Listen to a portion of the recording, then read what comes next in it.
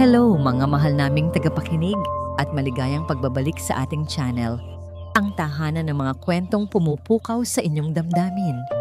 Handa na ba kayong pumasok sa isang mundo ng karangyaan na may itinatagong kadiliman? Samahan ninyo kami sa panibagong serye na pinamagatang Ang Ahas sa Paraiso. Isang kwentong magpapatunay na ang paraiso ay maaring maging isang kulungan at ang isang anghel ay maaring magtago ng pinakamadilim na lihim. Simulan na natin. Alonsina. Tumunog ang luma at basag na screen ng cellphone ni Alonsina. Pangalan ng tiyahin niya sa probinsya ng Bukal-Araw ang nakarehistro. Isang kaba ang biglang gumuhit sa kanyang dibdib. "Hello, tita," nanginginig niyang sagot. "Si Naona ang nanay mo," humihikbing sabi sa kabilang linya. "Isinugod namin sa ospital. Kailangan na siyang operahan sa lalong madaling panahon." Parang binuhusan ng nagyayelong tubig si Sina. "Ano po? Ano ang nangyari kay nanay?" "Bumigay ang puso niya, anak.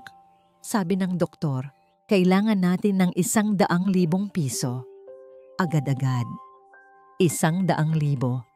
Para kay Sina, ang halagang iyon ay kasing taas na ng bundok na imposibleng akyatin.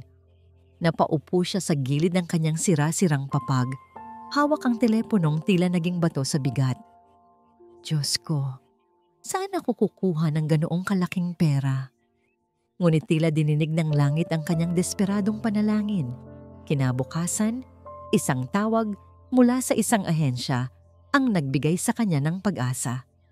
May isang mayamang mag-asawa na naghahanap ng isang all-around housemaid sa isang eksklusibong subdivision, ang distrito ng Silangan. At doon, sa harap ng isang higanting gate na bakal, nagsimula ang lahat. Pagpasok pa lang niya sa Villa Marahuyo, pakiramdam ni Sina ay nakapasok siya sa ibang mundo. Ang sahig ay gawa sa marmol na mas makintab pa sa salamin. Mula sa kisame ay nakabitin ang isang malaking chandelier na kumikinang na parang mga bituin sa kalangitan. Bawat sulok ng bahay ay sumisigaw ng karangyaan. "Ikaw ba si Alonsina?" Isang malamig na boses ang pumukaw sa kanya. Paglingon niya, isang babaeng napakaganda ang bumungad sa kanya. Ang balat nito ay makinis at maputi. Ang buhok ay alon-alon na bumagsak sa kanyang balikat at ang bawat ngiti ay perpekto. Para siyang isang diwata na lumabas mula sa isang fairy tale. Ito si Marahuyo magtanggol. "Sina na lang po, ma'am," nahihiya niyang sagot. Ngumiti ito ng matamis. "Welcome sa Villa Marahuyo, Sina. At wag mo na akong tawaging ma'am. Huyo na lang." Inilahad nito ang kamay at sa paghawak ni Sina rito, naramdaman niya ang kakaibang kabaitan. "Huwag kang mag-alala, Sina. Mula ngayon, parte ka na ng pamilyang ito." Pakiramdam ni Sina ay nanalo siya sa loto. Ang amo niya ay hindi lang maganda, kundi mabait pa. Ang sweldo ay higit pa sa inaasahan niya. Sapat na sapat para sa operasyon ng kanyang ina. Ito na ang katuparan ng kanyang mga pangarap. O, iyon ang akala niya. Nagsimulang magpakita ang mga lamat sa perpektong paraiso ng gabing iyon sa hapagkainan. Nakaupo sa tapat ni Marahuyo ang asawa nitong si Talalihim Dalisay. Isang lalaking hindi maikakaila ang kagwapuhan, ngunit may lungkot sa mga mata na hindi maitago ng seryosong muka. Habang naghahain si Sina, napansin niya ang nakabibininging katahimikan sa pagitan nilang dalawa. Walang nagsasalita. Tanging ang tunog lamang ng mga kubyertos na tumatama sa pinggan ang maririnig. Bakit? Bakit parang may pader sa pagitan nila? Nang gabing iyon, habang nagliligpit si Sina sa sala, natigilan siya. Nakita niya si Lihim na natutulog sa mahabang sofa, baluktot ang katawan at yakap ang isang unan. May bakas ng pagod at lumbay sa kanyang mukha. Hindi ito natulog sa master's bedroom, kasama si Marahuyo. Doon unang naramdaman ni Sina ang kakaibang kirot. Ang pamilyang perpekto sa paningin ng lahat ay may itinatagong lamat. Isang kalungkutan na hindi kayang takpan ng anumang halaga ng pera. Bumalik siya sa kanyang maliit na silid sa ibaba. Dala-dala ang imahe ng kanyang among lalaki na natutulog mag-isa. Nahiga siya. Iniisip na sa kabila ng lahat, maswerte pa rin siya. Nang bigla, may kumatok sa kanyang pinto. Dahan-dahan niyang binuksan yon. Nakatayo sa labas si Marahuyo, nakasuot ng isang seda na roba. Wala na ang matamis na ngiti sa mga labiin nito. Seryosong-seryoso ang kanyang mukha at ang mga mata niya'y tila may gustong sabihin na napakabigat. "Sina?" sabi nito sa mahinang boses na naglalaman ng bakal na determinasyon. "Gising ka pa ba? Pumasok ka muna sa opisina ko. May isang bagay akong hihilingin sa'yo." Tumingin si Marahuyo sa kanya. Isang tingin na tumagos hanggang sa kaluluwa ni Sina. Isang bagay na magpapabago sa buhay nating lahat. Alunsi na, Sina. Sumunod si Sina kay Marahuyo papasok sa opisina nito. Ang silid ay puno ng mga mamahaling libro at painting, ngunit ang hangin sa loob ay tila mabigat at hindi siya makahinga. Pinaupo siya ni Marahuyo sa isang silyang katad sa harap ng malaking lamesa nito na gawa sa kahoy na nara. Naupo si Marahuyo sa kanyang upuan. Pinagkrus ang mga daliri sa ibabaw ng mesa. Ang anino sa kanyang mukha ay nagbigay ng isang nakakatakot na aura. "Sinina," panimula nito. Ang boses ay kalmado, ngunit may diin. 10 taon na kaming kasal ni Lihim. 10 taon. Mayroon kami ng lahat ng kayamanan na mahihiling ng isang tao, maliban sa isa. Huminto ito at tumitig kay Sina na para bang sinusukat ang kanyang kaluluwa. "Hindi kami magkaanak, Sina." Isang pag-amin na kasing bigat ng isang malaking bato. Nakaramdam ng awa si Sina para sa kanyang amo. Ngunit ang susunod na sinabi ni Marahuyo ang nagpayanig sa buong mundo niya. "Gusto kong tulungan mo kami." Patuloy ni Marahuyo. Ang boses ay direkta at walang paligoy-ligoy. "Gusto kong ikaw ang magdala ng anak namin ni Lihim." Hindi agad na proseso ni Sina ang kanyang narinig. "Po? Ano po ang ibig niyong sabihin?" "Surrogacy, Sina, pero hindi sa paraang medikal. I want you to conceive a child with my husband." Parang bombang sumabog sa pandinig ni Sina ang mga salitang yon. Isang alok na hindi lang immoral, kundi kasuklam-suklam. Tumayo siya. Nanginginig ang buong katawan. Hindi ko po kaya yan, ma'am." "Huyo, labag po yan sa Diyos." "Sa 5 milyong piso?" "Sina," putol ni Marahuyo, ang boses ay parang yelo. "Babayaran kita ng 5 milyon. Cash." Natigilan si Sina. 5 milyon. Ang halagang yon ay hindi lang makakapagpa-opera sa kanyang ina. Mabibilhan niya ito ng bahay. Mabibigyan niya ito ng komportableng buhay. Hindi na nila kailangang maghirap pa. Kailanman. Isipin mo, Sina. Pang-akit ni Marahuyo. Nakikita ang pag-aalinlangan sa kanyang mga mata. Isang kasunduan lang ito. Isang transaksyon. Pagkatapos mong maipanganak ang bata, ibibigay mo siya sa amin. Kukunin mo ang pera at malaya ka nang umalis.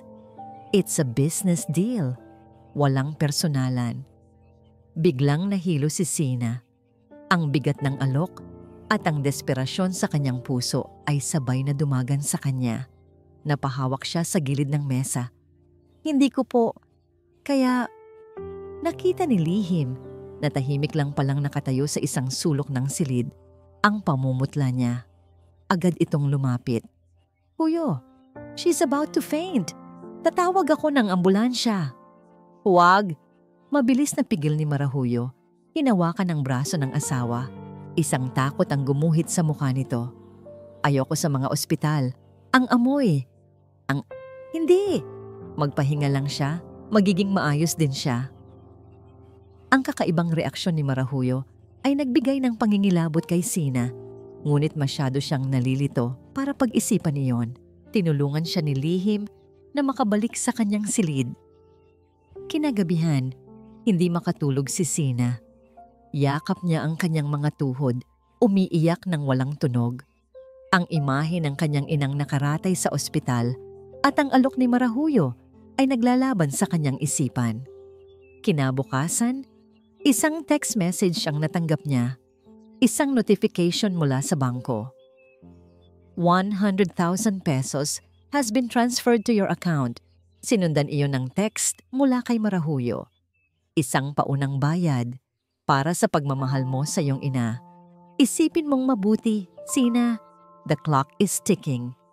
Ang 100,000 piso na yon, ang huling tulak na kailangan niya. Isang paalala ng kung ano ang nakataya. Ang buhay ng kanyang ina. Kinahapunan, pinuntahan niya si Marahuyo sa hardin. Nakatayo ito roon, dinidiligan ang mga puting rosas na para bang wala silang pinag-usapang kababalaghan. Tumayo si Sina sa kanyang harapan. Ang mga mata ay namumugto at wala ng buhay. Ang bawat salita ay tila isang pako na ibinabaon sa kanyang sariling lalamunan. Pumapayag po ako. Isang ngiti ng tagumpay ang sumilay sa mga labi ni Marahuyo. Itinigil nito ang pagdidilig at humarap sa kanya. Ang mga mata nito ay malamig at puno ng kalkulasyon. Mabuti, sabi nito. Magsisimula tayo. Huminga ito ng malalim na para bang naghahanda para sa huling tagpo ng isang dula. Bukas ng gabi. Tala lihim-lihim. Nakatayo si Lihim sa harap ng salamin sa kanyang banyo, nakatitig sa sariling refleksyon. Ang lalaking nakikita niya ay isang estranghero, isang duwag, isang taong sunod-sunuran na lang sa isang planong unti-unting pumapatay sa kanyang kaluluwa. Ito lang ang paraan, Lihim, sabi ni Marahuyo kanina sa kanilang silid habang inaayos ang kanyang damit na pantulog. Ang boses nito ay parang isang sirang plaka na paulit-ulit na lang. Para sa pamilya natin, para sa kinabukasan natin. Anong pamilya? Anong kinabukasan? Ang pagsasama nila ay matagal nang naging isang malamig at tahimik na kasunduan. Isang pagpapanggap sa harap ng publiko. Ngunit wala siyang lakas ng loob na umalis. Dahil sa utang na loob, dahil sa takot. At ngayon, heto siya, nagiging isang kasangkapan sa desperadong plano ng kanyang asawa. Oras na, Lihim. Ang boses ni Marahuyo mula sa labas ng pinto ay nagpabalik sa kanya sa kasalukuyan. Huminga siya ng malalim. Ang hangin ay parang mga bubog na sumusugat sa kanyang baga. Bawat hakbang palabas ng kanilang silid at patungo sa kwarto ni Sina sa ibaba ay isang parusa. Ang bawat tibok ng kanyang puso ay isang sigaw ng pagkakasala. Pagbukas niya ng pinto ng silid ni Sina, ang nakita niya ay lalong nagpabigat sa kanyang dibdib. Nakaupo si Sina sa gilid ng kama, nakayuko. Ang mga kamay ay magkadikit sa kanyang kandungan na para bang nagdarasal. Nanginginig ito, hindi dahil sa lamig, kundi dahil sa takot. Nang mag-angat ito ng tingin, nakita ni Lihim ang mga luhang namumuo sa mga mata nito. Walang salita. Tanging purong pighati at pagsuko ang nababasa niya roon. Isang dalaga na isinasakripisyo ang dangal para sa kanyang pamilya. At siya ang berdugo. Dahan-dahan siyang lumapit. Bawat hakbang ay parang may mga karayom na tumutusok sa kanyang talampakan. Umupo siya sa tabi nito. Pinapanatili ang distansya. Ang katahimikan ay puno ng mga salitang hindi nila masabi. Sa huli, isang bulong lang ang kumawala sa kanyang mga labi. Puno ng pait at pagsisisi. Patawarin mo ako.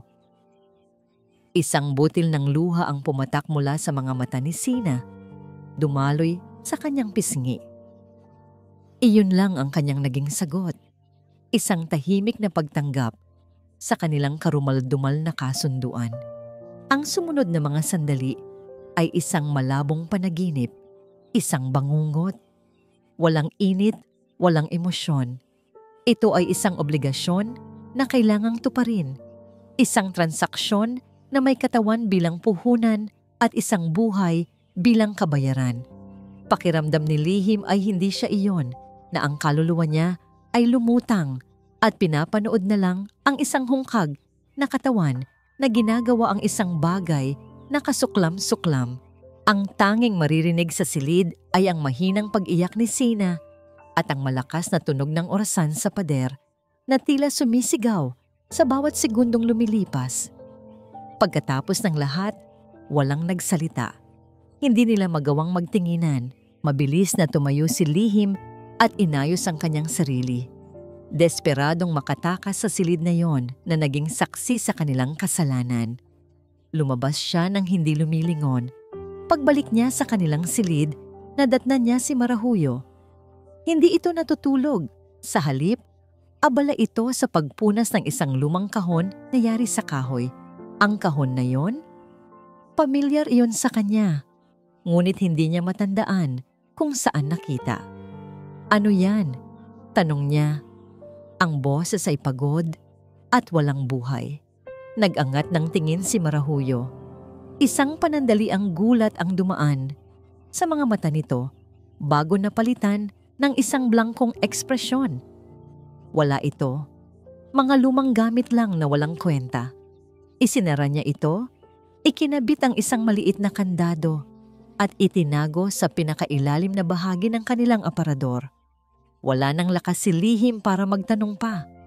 Humiga siya sa kanilang kama, sa pinakagilid malayo kay Marahuyo. Ipinikit niya ang kanyang mga mata, ngunit ang imahe ng mga luhang pumatak sa pisngi ni Sina ang paulit-ulit na bumabalik sa kanyang isipan. Lumipas ang ilang linggo na puno ng alanganing katahimikan. Isang umaga, habang nag-aalmusal silang tatlo, biglang tumayo si Marahuyo. May hawak siyang isang maliit at puting bagay. Itinaas niya ito para makita nilang dalawa ni Sina. 2 linyang pula, positibo. Isang nangiti ng tagumpay ang sumilay sa mga labi ni Marahuyo. Ang mga mata nito ay kumikinang habang nakatingin kay Lihim. Ngunit ang tingin nito kay Sina ay malamig na parang yelo. Congratulations! Sa atin, Lihim, sabi nito. Ang bawat salita ay puno ng pag-aari. Sa wakas, magkakaroon na rin tayo ng ating anak. Alonsina, Sina. Ang pagbubuntis ay isang kakaibang karanasan para kay Sina. Sa umaga, isang matinding pagkahilo ang gumigising sa kanya. Sa gabi, ang paghahanap ng komportableng posisyon sa pagtulog ay isang pagsubok. Ngunit ang pinakamatindi sa lahat ay ang mga biglaang paglilihi sa hating gabi. Isang gabi, hindi niya natiis. Kailangan niya ng maasim. Dahan-dahan siyang bumangon at nagpunta sa kusina. Umaasang makakahanap ng kahit isang pirasong manggang hilaw. Ngunit habang naghahalongkat siya sa ref, bigla siyang nasamid at nasuka sa lababo. Sina, ayos ka lang? Isang boses mula sa kanyang likuran ang gumulat sa kanya. Si Lihim, nakatayo ito roon, nakasuot ng simpleng t-shirt at pajama pants. Ang muka ay puno ng pag-aalala. Sir Lihim, pasensya na po, naggambala ko po yata kayo. Nahihiya niyang sabi habang nagmumumog. Hindi ito sumagot. Sa halip, kumuha ito ng luya, hiniwa ito ng pino, at nagpakulo ng tubig. Ilang sandali lang, isang mainit na salabat ang iniabot nito sa kanya. Inumin mo to. Makakatulong yan sa pagkahilo mo. Kinuha ni Sina ang tasa. Ang init niyon ay gumapang sa kanyang nanlalamig na mga kamay. Habang umiinom siya, tahimik lang na nakamasid si Lihim. Sa mga mata nito, wala ang amo na nakita niya sa unang araw. Ang nakikita niya ay isang lalaking puno ng sinserong pag-aalala. Diyos ko, ano itong nangyayari? Ang gabing iyon ang naging simula. Napansin ni Sina ang maliliit na pagbabago. Minsan, paggising niya sa umaga, may isang plato ng hiniwang prutas sa labas ng kanyang pinto. Minsan, habang naglilinis siya, lalapitan siya ni Lihim at tatanungin, "Hindi ka ba napapagod? magpahinga ka muna. Ang mga simpleng kilos na yon ay parang mga patak ng ulan sa isang tigang na lupa. Unti-unti, isang kakaibang damdamin ang nagsimulang tumubo sa puso ni Sina. Isang bagay na hindi dapat, isang bagay na mapanganib. At may isang taong nakapansin din nito. Isang hapon, habang minamasahe ni Sina ang kanyang sumasakit na balakang, nakita siya ni Lihim na paakyat ng hagdan. "Masakit ba?" tanong nito. Bago pa man makasagot si Sina, lumapit ito at marahang hinilot ang kanyang likod. Ganyan daw talaga kapag nagbubuntis. Isang kuryente ang gumapang sa buong katawan ni Sina sa pagdampi ng mga kamay nito. Napapikit siya. Sa isang saglit, nakalimutan niya kung sino siya. Nakalimutan niya ang kanilang kasunduan. Ngunit nang imulat niya ang kanyang mga mata, nakita niya si Marahuyo. Nakatayo ito sa itaas ng hagdan, nakatingin sa kanila. Ang mga mata nito ay madilim at walang emosyon. Ang ngiti na laging nasa labi nito ay ganap na nawala. Isang matalim at nanunuot na tingin ang ipinukol nito sa kanila. Isang tingin na mas malamig pa sa yelo. Kinabukasan, habang mag-isa si Sina sa kusina, nilapitan siya ni Marahuyo. "Huwag mong kalimutan, Sina," sabi nito sa isang boses na mahina ngunit puno ng lason. "Dala mo lang ang anak namin." Idiniin nito ang salitang namin. "Huwag kang umarte na parang sayo ang dinadala mo o na parang sayo ang asawa ko." Pagkatapos ay tinalikuran siya nito. Iniwan si Sina na nanginginig sa takot. Kinailangan ni Lihim na umalis ng bansa para sa isang business trip. Sa loob ng isang linggong pagkawala nito, bumalik sa dati ang lahat. Malamig ang pakikitungo ni Marahuyo. Ang bahay ay muling napuno ng katahimikan. At si Sina ay muling naging isang ordinaryong katulong lamang. Nang araw ng pagbalik ni Lihim, abalang-abala si Marahuyo sa pag-aayos ng sarili. Suot nito ang pinakamaganda nitong bestida, naghihintay sa pagdating ng asawa. Pumasok si Lihim sa pinto, hila ang kanyang maleta. Ngumiti si Marahuyo, handa na siyang salubungin. Ngunit ang mga mata ni Lihim ay hindi sa kanya napunta. Nakita nito si Sina na nagpupunas ng mesa sa di kalayuan.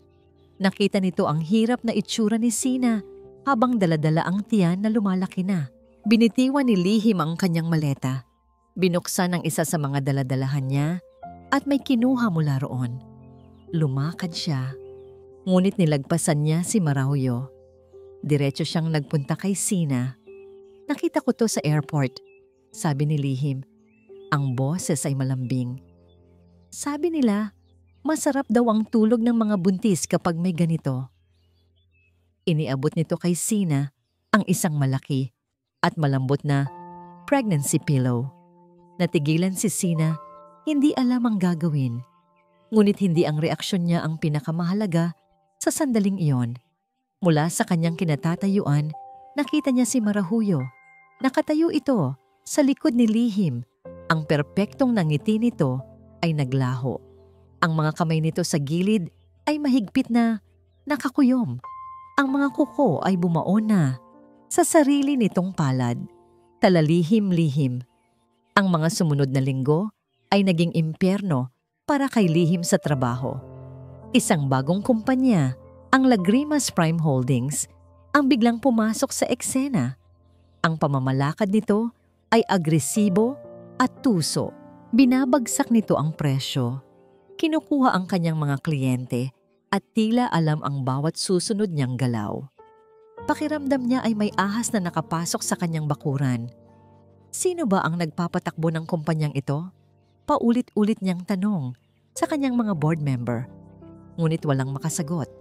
Ang CEO nito ay misteryoso at bihirang magpakita sa publiko. Ang kasagutan ay dumating sa isang paraan na hindi niya inaasahan. Isang gabi, kinailangan niyang dumalo sa isang malaking business gala.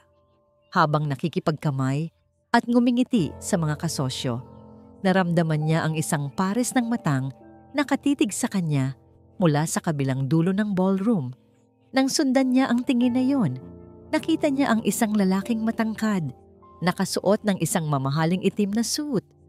May isang ngisi sa mga labi nito, isang ngising mapanghamak, at puno ng kumpiyansa. Pamilyar ang mukha. Saan ko nga ba siya nakita? Lumakad ang lalaki palapit sa kanya, inilahad ang kamay. Talalihim dalisay, isang karangalan na makilala ka sa wakas. At ikaw si... Tanong ni Lihim habang kinakamayan ito. Ang nangisi ng lalaki ay lalong lumawak. Dante Lagrimas, CEO ng Lagrimas Prime Holdings. Parang isang suntok sa sikmura ang naramdaman ni Lihim. Ito ang taong sumisira sa lahat ng kanyang pinaghirapan. Ngunit may iba pa siyang naramdaman. Isang pamilyaridad na hindi niya maintindihan. Mukhang nagulat ka, dalisay. Sabi ni Dante, ang boses ay puno ng pang-aasar. Huwag kang mag-alala. Nagsisimula pa lang ang laro.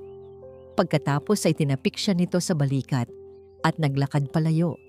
Iniwan si Lihim na tuliro at puno ng masamang kutob. Umuwi si Lihim ng gabing iyon na dala-dala ang bigat ng kanyang natuklasan. Nadatnan niya si Marahuyo at si Sina na nasa hapagkainan, tahimik na kumakain. Umupo siya, wala sa sarili. May problema ba, mahal? Tanong ni Marahuyo, napansin ang kanyang pagkabalisa. Huminga ng malalim si Lihim. Nakilala ko na siya, ang CEO ng Lagrimas Prime Holdings. Sino? Ang pangalan niya ay Dante Lagrimas. Crash! Ang tunog ng nabasag na babasagin ay pumunit sa katahimikan. Napalingon silang dalawa ni Sina. Ang kupitang hawak ni Marahuyo ay bumagsak sa sahig, basag at nagkalat ang pulang alak na parang dugo. Ngunit hindi yon ang nakagulat kay Lihim. Ang mukha ni Marahuyo. Nawala ang lahat ng kulay nito. Ang mga mata niya ay nanlalaki sa takot. Nanginginig ang kanyang mga kamay. Huhuyo? Okay ka lang? Tila natauhan si Marahuyo. Pinilit niyang ngumiti, ngunit halatang halata ang panginginig ng kanyang mga labi. Oo, okay lang ako. Madulas lang ang kamay ko. Kinagabihan, hindi mapakali si Lihim. Ang reaksyon ni Marahuyo ay hindi normal. May mali. Mayroon siyang hindi sinasabi.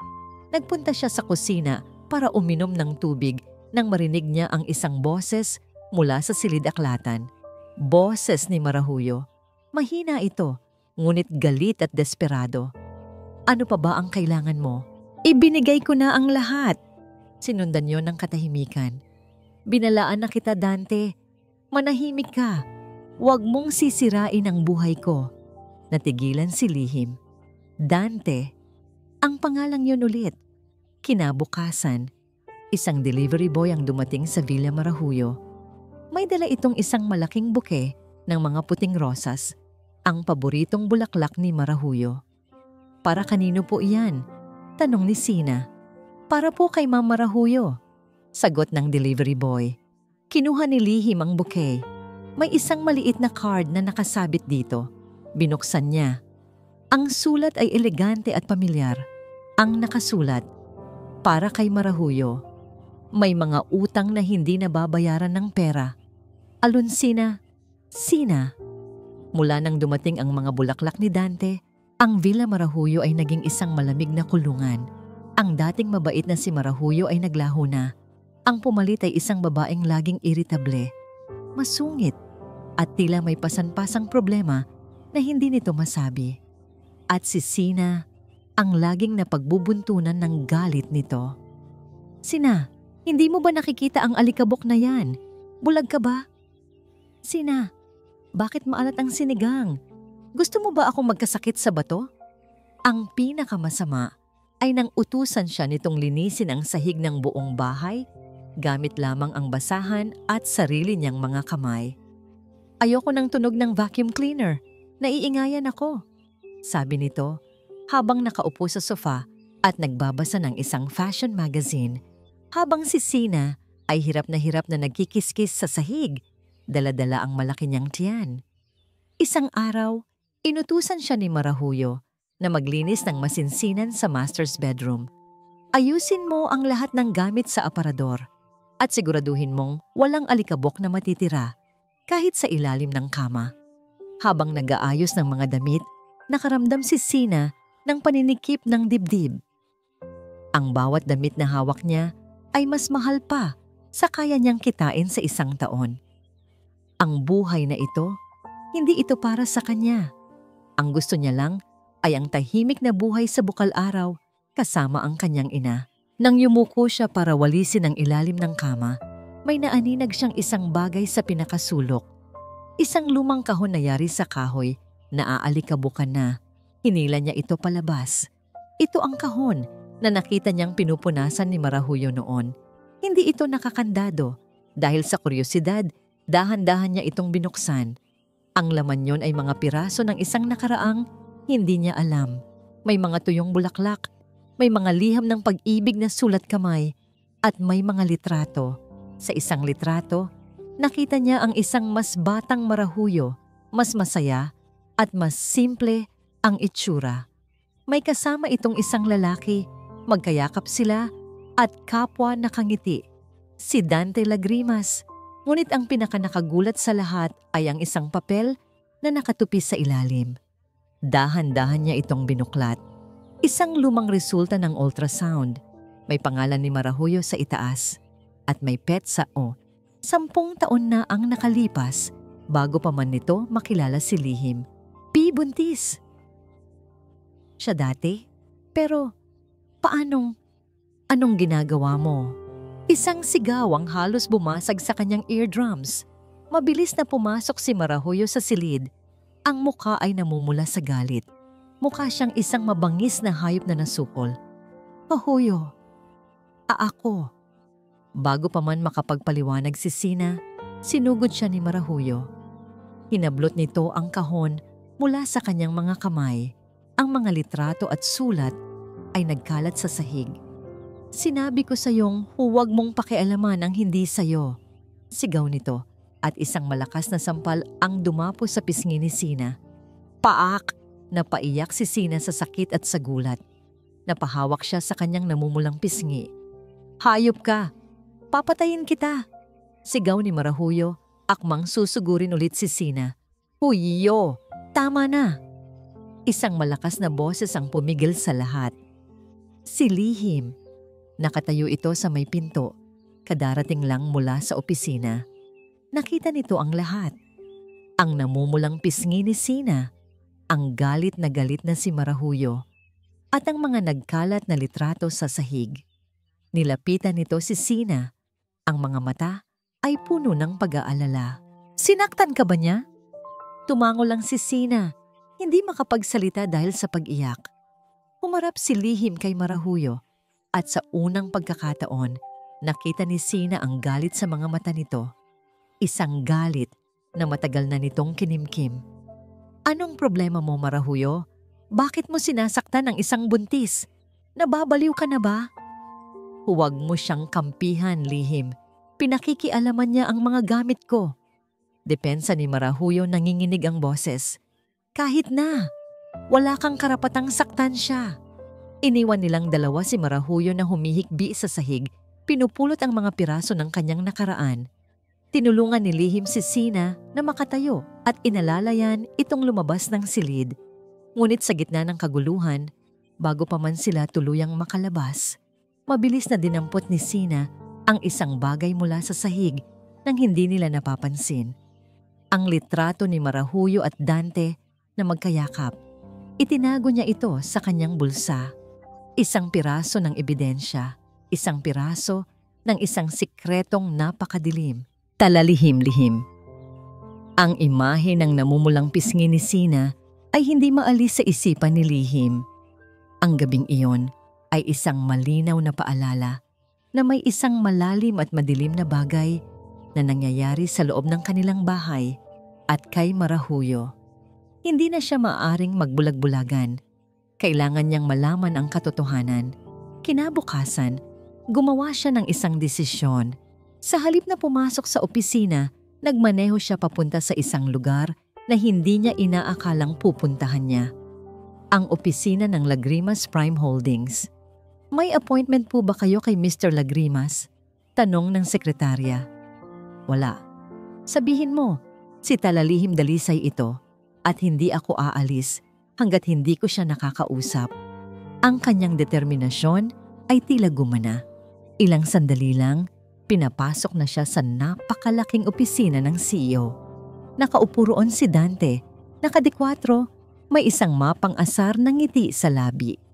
Well, look what the cat dragged in, sabi nito.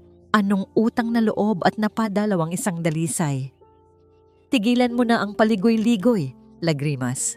Maring sabi ni Lihim. Ano ang kailangan mo kay Marahuyo? Anong kinalaman mo sa kanya? Tumawa si Dante, isang tawang walang saya. Tumayo ito at lumapit sa bintana. Tanaw ang buong syudad. Si Marahuyo. Si Huyo. Siya ang pinakamalaking pagkakamali ng buhay ko. At siya rin ang pinakamalaking pagsisisi ko. Humarap ito kay Lihim. Ang mga mata ay biglang naging seryoso. Gusto mong malaman ang sikreto niya, Dalisay? Ang sikretong pilit niyang ibinabaon sa limot? Anong sikreto? Bago kanya nakilala, bago siya naging isang magtanggol at dalisay, bago ang lahat ng kayamanang ito, kami ang magkasama. Isang pag-amin na hindi ikinagulat ni Lihim. Iyon ang laman ng mga litrato. Ngunit alam niyang may mas malalim pa roon. Minahal ko siya, patuloy ni Dante. At minahal niya ako. Ngunit mas mahal niya ang pangarap niyang yumaman. At isang araw, isang problema ang dumating sa buhay namin. Anong problema? Ngumisi si Dante. Isang problemang sana'y naging anak na namin ngayon. Natigilan si Lihim. Oo, Dalisay. Nagbunga ang pagmamahalan namin. Ngunit para sa kanya, isa yung hadlang, isang sagabal sa kanyang mga ambisyon. Lumapit si Dante. Ang bawat salita ay parang isang patalim. Kaya, tinanggal niya. Ipinatanggal niya ang bata. Sa isang madilim at maruming klinika, walang paalam. Pagkatapos, iniwan niya ako na parang basura. Parang gumuho ang mundo ni Lihim. Ang babaeng pinakasalan niya. Ang babaeng 10 taon niyang pinaniwalaan na hindi magkaanak dahil sa kalusugan. Tanungin mo ang asawa mo, Dalisay. Huling sabi ni Dante. Tanungin mo siya kung ano ang isinakripisyo niya para sa yaman na meron siya ngayon. Umuwi si Lihim na parang isang zombie. Ang bawat piraso ng palaisipan ay nagkabit-kabit na sa kanyang isipan. Ang takot ni Marahuyo sa ospital, ang mga tawag ni Dante, ang kahon ng mga lihim, ang ultrasound, lahat. Nadatnan niya si Marahuyo sa kanilang sala, nag-aayos ng bulaklak. Saan ka galing? Tanong nito, pilit nang ngumingiti. Kay Dante! Diretsong sagot ni Lihim. Nakita niya ang pagkawala ng kulay sa mukha nito. Anong ginawa mo roon? Kinuha ko lang ang mga bagay na dapat ay sa akin. Ang katotohanan. Inilabas niya ang litrato na ibinigay sa kanya ni Sina kaninang umaga. Ang litrato nila ni Dante. Sino no ito, Marahuyo? Isang kaibigan lang ba? Lihim, magpapaliwanag ako. 10 taon, Marahuyo. Sigaw ni Lihim, hindi na napigilan ng galit. 10 taon mo akong niloko. Pinaniwala mo ako na problema nating dalawa ang hindi pagkakaroon ng anak. Pero ang totoo, kasalanan mo ang lahat. Hindi. Mahal kita, Lihim. Ginawa ko lang yon dahil ano? Dahil sa pera? Dahil sa ambisyon? Ipinagpalit mo ang sarili mong anak para sa karangyaan. Sa wakas, bumigay si Marahuyo. Napaluhod ito sa sahig, humahagulgol. Sa gitna ng kanyang mga hikbi, isinuka niya ang lahat ng katotohanan. Ang pag-ibig niya kay Dante, ang pagbubuntis, ang takot, ang aborsyon, ang komplikasyon na tuluyang sumira sa kanyang matris at sa kakayahan niyang maging isang ina. Nakatayo lang si Lihim, nakatingin sa babaeng umiiyak sa kanyang paanan. Wala na ang pagmamahal, wala na ang awa. Ang nararamdaman niya lang ay isang malaking pagkasuklam. Ang 10 taon ng kanilang pagsasama ay isang malaking kasinungalingan. Tumingin siya kay Marahuyo, ang boses niya ay malamig at walang anumang emosyon. Tapos na tayo, Marahuyo. Tumalikod siya at naglakad palayo. Bawat hakbang ay palayo sa kasinungalingan, palayo sa isang buhay na matagal nang patay. Iniwan niya si Marahuyo na sumisigaw ng kanyang pangalan. Ang mga sigaw nito ay unti-unting naglaho sa kanyang likuran. Alonsina, Sina. Ang Villa Marahuyo ay naging isang bahay na may 2 mundo. Ang master's bedroom kung saan naroon si Marahuyo ay naging isang lugar ng kadiliman at katahimikan. Hindi na ito lumalabas. Naririnig na lang ni Sina ang mahihinang hikbi nito sa gabi. Ang natitirang bahagi ng bahay ay naging mundo ni Sina at ni Lihim. Mula nang malaman ni Lihim ang katotohanan, lumipat ito sa isa sa mga guest rooms at ang lahat ng atensyon at oras nito ay natuon kay Sina at sa sanggol na dinadala niya. Wala nang pag-aalinlangan, wala nang pagtatago. Sa umaga, sabay silang nag-aalmusal. Si Lihim mismo ang naghahanda ng pagkain ni Sina. Tinitiyak na masustansya ang lahat ng kinakain niya. Sa hapon, maglalakad sila sa hardin. Hawak ni Lihim ang kamay ni Sina, inaalalayan siya sa bawat hakbang. Nahihirapan ka na ba? Tanong nito isang hapon, habang nakaupo sila sa isang bench sa ilalim ng puno ng mangga. Ngumiti si Sina. Medyo po, pero masaya naman. Hinawakan ni Lihim ang kamay niya, mas mahigpit. Salamat, Sina. Salamat sa regalong ito. Sa mga sandaling iyon, ang damdaming pilit na itinatago ni Sina ay umaapaw na. Ang paghanga ay naging pagmamahal. Isang pagmamahal na alam niyang bawal, ngunit hindi niya mapigilan. Isang gabi, habang nanonood sila ng pelikula sa sala, naramdaman ni Sina ang isang malakas na sipa mula sa kanyang sinapupunan. Aray! Mahina niyang sabi. Anong nangyari? Nag-aalalang tanong ni Lihim. Sumipa po siya. Nakangiting sagot ni Sina. Ang mukha ni Lihim ay nagliwanag. Talaga? Pwede ko bang maramdaman? Tumango si Sina. Dahan-dahang inilapit ni Lihim ang kanyang palad sa malaking tiyan ni Sina. Ilang sandali ng paghihintay at pagkatapos, isang sipa ulit. Nanlaki ang mga mata ni Lihim. Isang ngiti na puno ng purong kaligayahan ang gumuhit sa kanyang mga labi. Ito ang unang pagkakataon na nakita ni Sina na ngumiti si Lihim ng ganoon. Anak, nibulong mo nito. Ang mga mata ay nangingilid sa luha. Inilapit ni Lihim ang kanyang mukha sa tiyan ni Sina at nagsimulang magsalita. Baby, si Papa ito. Magpakabait ka dyan sa loob, ha? Huwag mong masyadong pahirapan si mama mo. Papa, Mama. Ang mga salitang iyon ni Sio ay tumago sa puso ni Sina. Sa sandaling iyon, hindi sila amo at katulong. Hindi sila 2 taong nasa isang kasunduan. Sila ay isang pamilya. Ngunit hindi nila alam, mula sa dilim sa itaas ng hagdanan, may isang pares ng matang nanonood sa kanila. Isang pares ng matang puno ng galit, pait, at unti-unting nabubuong kabaluan. Nakatayo roon si Marahuyo, isang anino sa sarili niyang pamamahay, pinapanood ang pagbuo ng kaligayahan na ipinagkait sa kanya. Kinabukasan, habang nag-iisa si Sina, nakatanggap siya ng isang tawag, private number. Sino po ito? Isang kaibigan, sagot ng isang magaspang na boses ng lalaki. Isang kaibigang nag-aalala para sa kaligtasan ng nanay mo sa bukal araw. Ang dali lang pala niyang hanapin. Nanlamig ang buong katawan ni Sina. Anong ibig mong sabihin?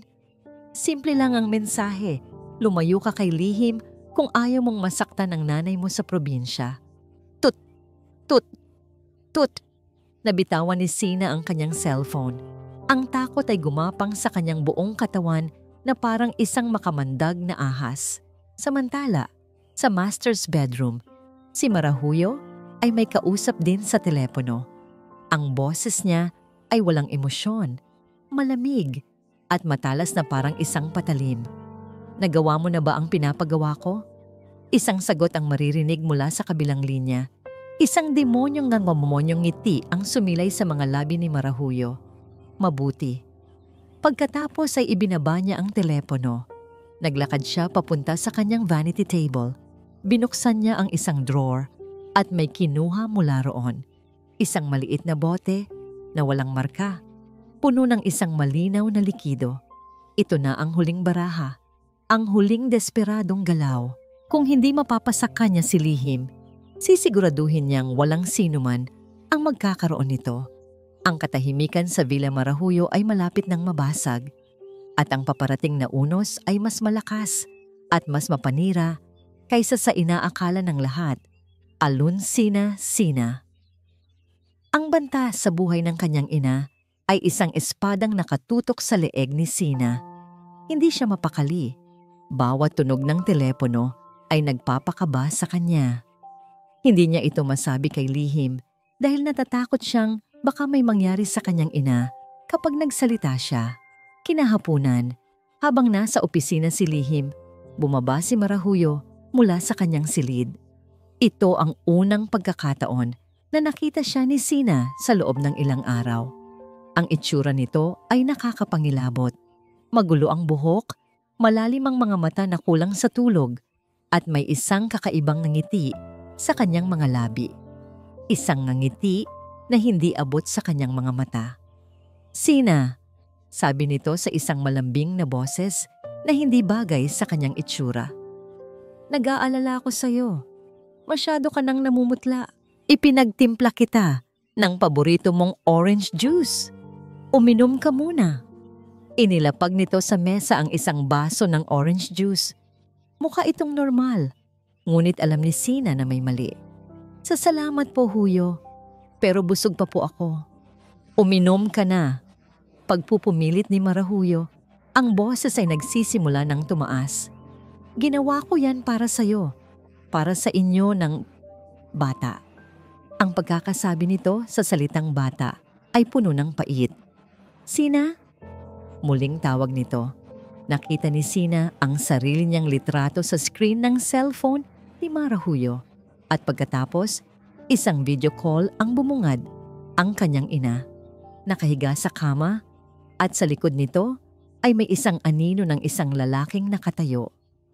Inumin mo, Sina? Sabi ni Marahuyo. Ang boses ay isa ng utos. O baka gusto mong hindi na magising ang nanay mo bukas? Nanginginig ang mga kamay ni Sina. Wala siyang pagpipilian.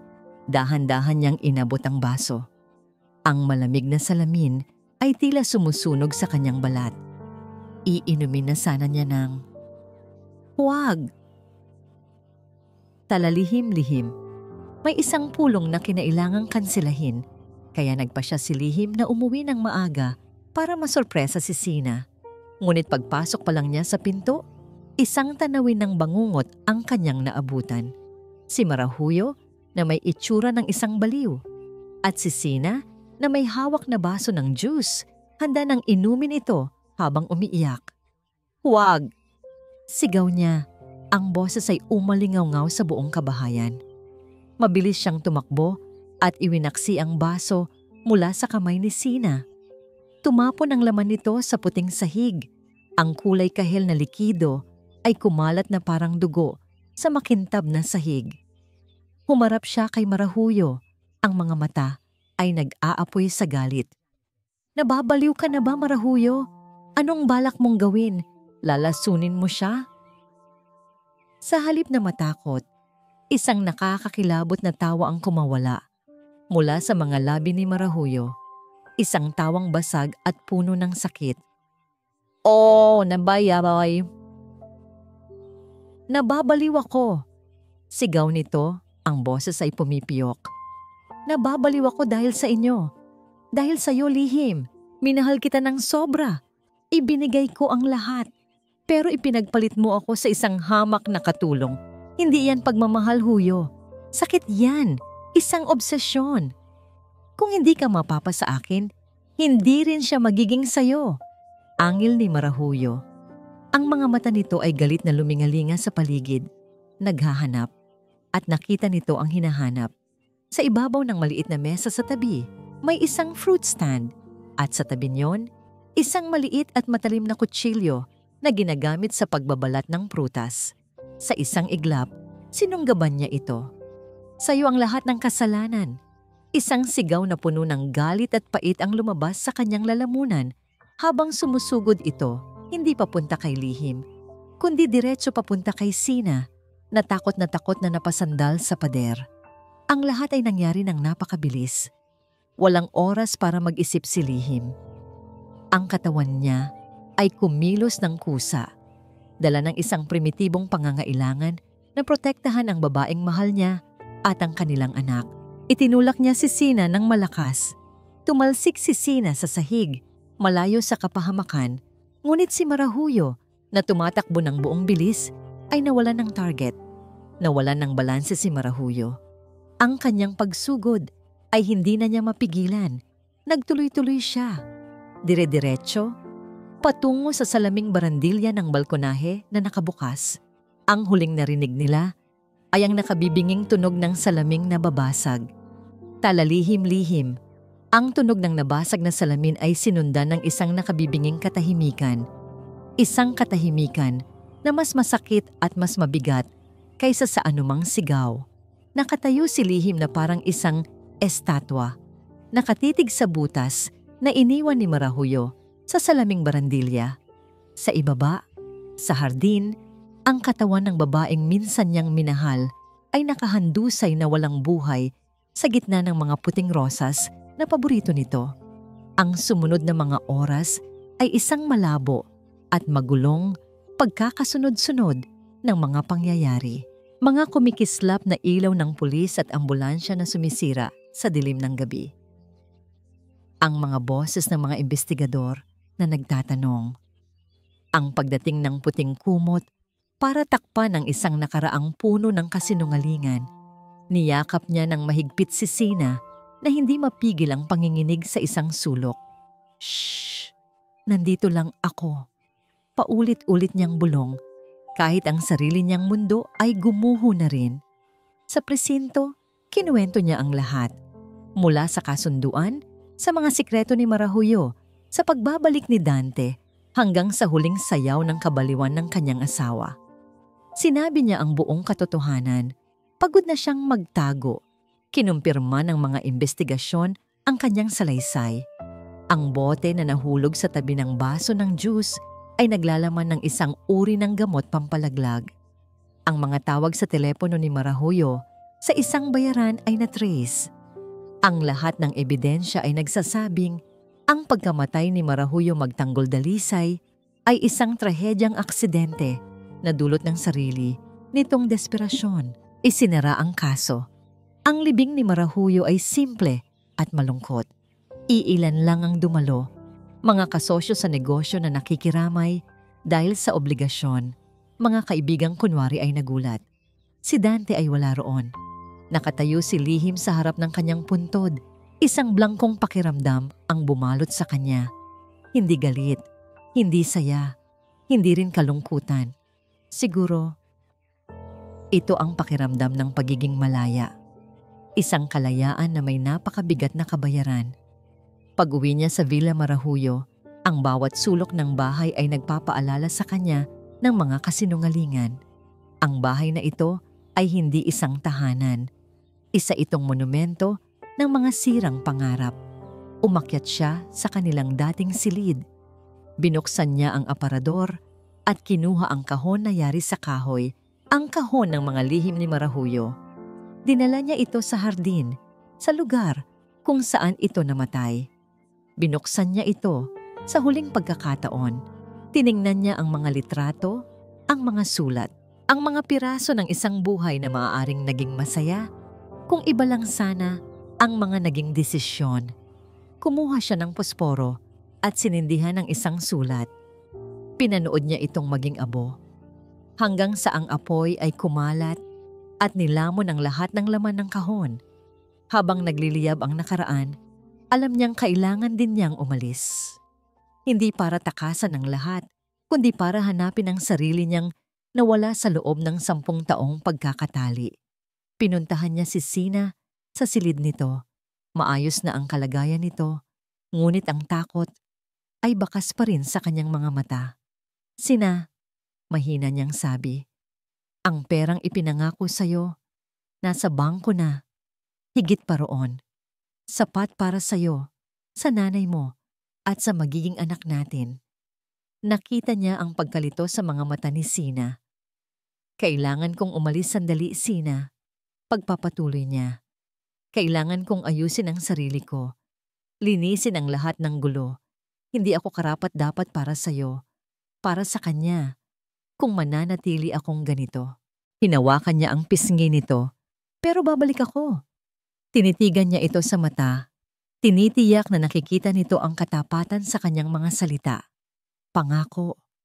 Pagkatapos ay tumalikod siya at lumabas ng silid bago pa man niya bawiin ang kanyang desisyon. Habang papalayo, narinig niya ang isang mahinang hikbi mula sa loob. Isang tunog na bumaon sa kanyang puso na parang isang punyal. Alonsina, Sina. Maraming buwan ang lumipas simula nang umalis si Lihim. Ang Villa Marahuyo ay ipinagbenta at ang lahat ng karangyaan ay naglaho na parang isang panaginip. Ang 5 milyong piso ay hindi lang nagamit para sa operasyon ng kanyang ina. Ginamit din niya ito para bilhan ng lupa at bahay sa Bukal-Araw. Gumaling ang kanyang ina.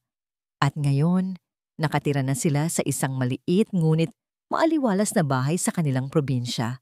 At sa wakas, isang hapon, sa maliit na klinika sa bayan, isinilang ni Sina ang isang malusog at gwapong sanggol na lalaki. Ang sandaling iyon ay nagpabura sa lahat ng sakit, hirap at pagdududa.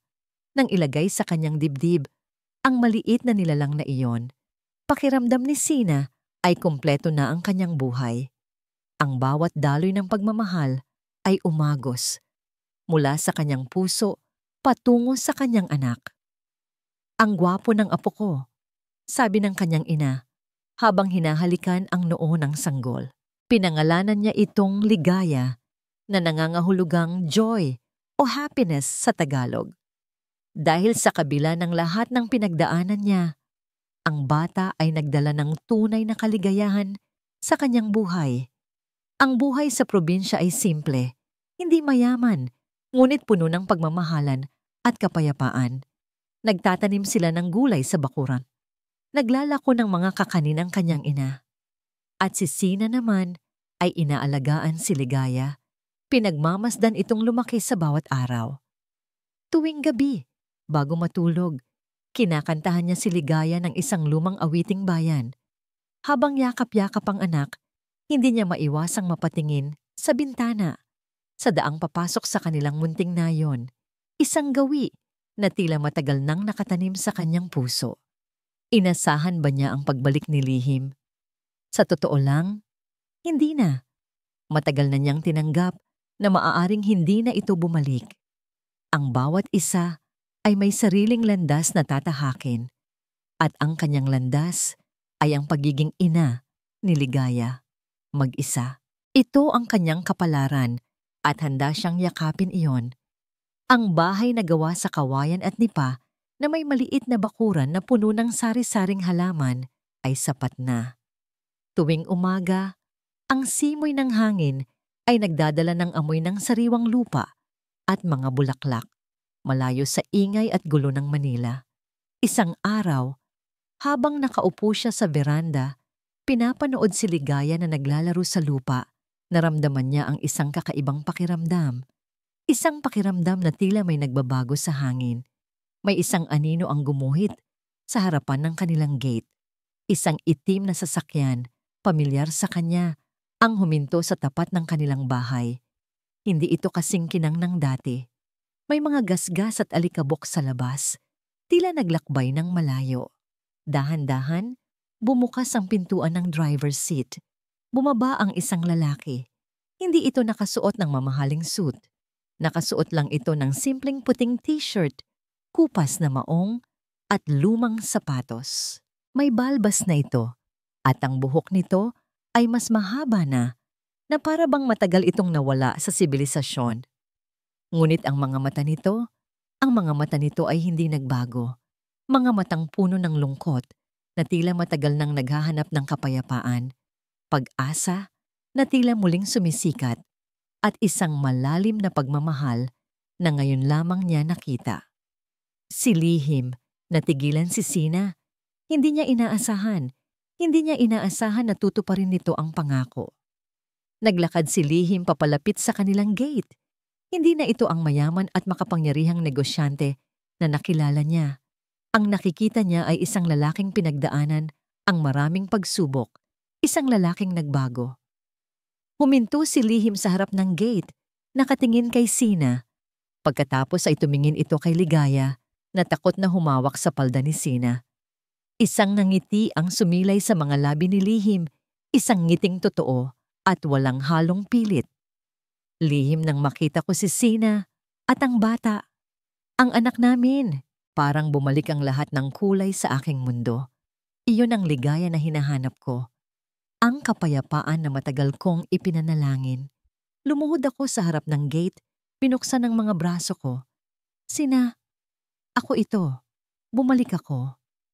Hindi agad ito kumilos. Ang mga mata nito ay puno ng pag-aalinlangan, ng tanong. Ngunit sa likod niyon, nakita ko ang pag-asa. Biglang tumakbo si Ligaya papalapit sa akin. Sa halip na matakot, may isang ngiti sa labi nito. Papa? Isang tanong na may halong inosente. Napaluha ako. Ligaya. Ang pangalan niya. Ang tamis ng tawag. Niyakap ko ng mahigpit ang anak ko. Ang init ng katawan nito ay nagpawi sa lahat ng lamig na naranasan ko. Lumapit si Sina. Hindi ito nagsalita. Tumingin lang ito sa akin, sa aming anak, at sa akin ulit. Ang kanyang mga mata ay nagtatanong, bakit ngayon pa? Bakit bumalik ka pa? Hindi ko man lang nasilayan ang unang sipa niya. Sabi ko, ang boses ay nanginginig. Hindi ko man lang siya nakitang isinilang. Patawarin mo ako, Sina. Umiling si Sina, umiiyak na. Wala kang kasalanan, Lihim. Marami, sagot ko. Marami akong pagkakamali, pero nagbago na ako. Nakita ko na ang halaga ng mga bagay na tunay na mahalaga. Hindi karangyaan, hindi kapangyarihan, kundi ito. Tiningnan ko ang aming anak, at pagkatapos ay tiningnan ko si Sina. Lumuhod ako sa harapan niya. Hindi ako nagdala ng mamahaling singsing. Ang tanging maibibigay ko lang ay ang sarili ko. Sina, sabi ko, ang bawat salita ay galing sa puso ko. Alam kong wala akong maibibigay sa'yo na kasing laki ng ibinigay ko sa'yo dati. Wala akong Villa Marahuyo, wala akong 5 milyon.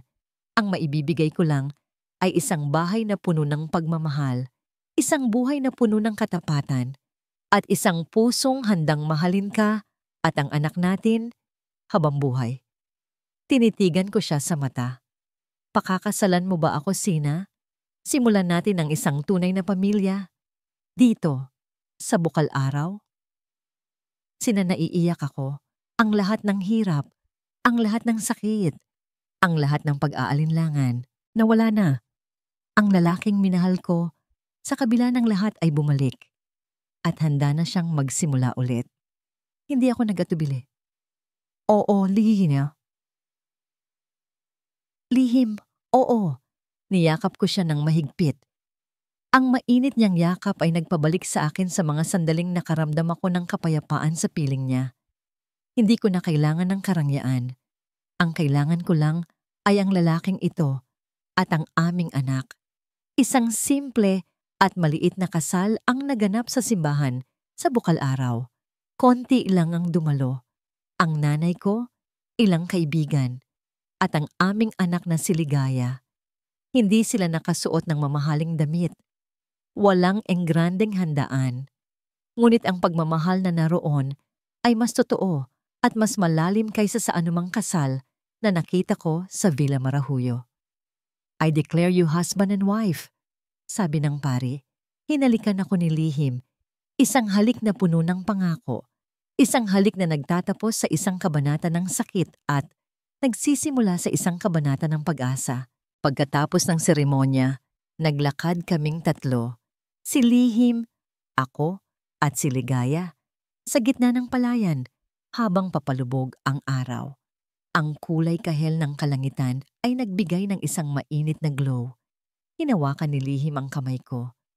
Ang isa niyang kamay ay hawak ang kamay ni Ligaya. Isang pamilya, isang tunay na pamilya. Narito ang kanilang bukas at ito ay kasing ganda ng paglubog ng araw sa bukal araw. At dito po nagtatapos ang kwento nila, Alonsina at Talalihim. Isang paglalakbay na nagturo sa atin na ang tunay na pag-ibig ay hindi matatagpuan sa karangyaan o sa mga kasunduan, kundi sa katapatan ng puso at sa lakas ng pagpapatawad. Ito ay isang kwento na nagpapakita na ang buhay ay puno ng mga liko at liko, ngunit sa bawat hamon, mayroong pag-asa para sa isang bagong simula. Taos puso po akong nagpapasalamat sa inyong walang sawang pagsubaybay sa bawat kabanata ng Ang Ahas sa Paraiso. Sana ay naantig namin ang inyong mga puso at nakapagbigay ng inspirasyon. I-comment nyo lang po sa ibaba kung ano ang pinakapaborito ninyong bahagi ng kwento at kung anong aral ang inyong napulot. Kung nagustuhan nyo ang kwentong ito, isang pindot lang po sa like button, i-share at mag-subscribe para sa mas marami pang nakakaantig na kwento. Muli, ako po ang inyong lingkod, nag-iiwan ng isang paalala. Ang bawat puso ay may sariling kwento at ang bawat kwento ay may aral na naghihintay. Sa bawat pagsubok, may bagong pag-asa. Sa bawat dulo, may bagong simula. Hanggang sa muli, mga kakwento. Paalam.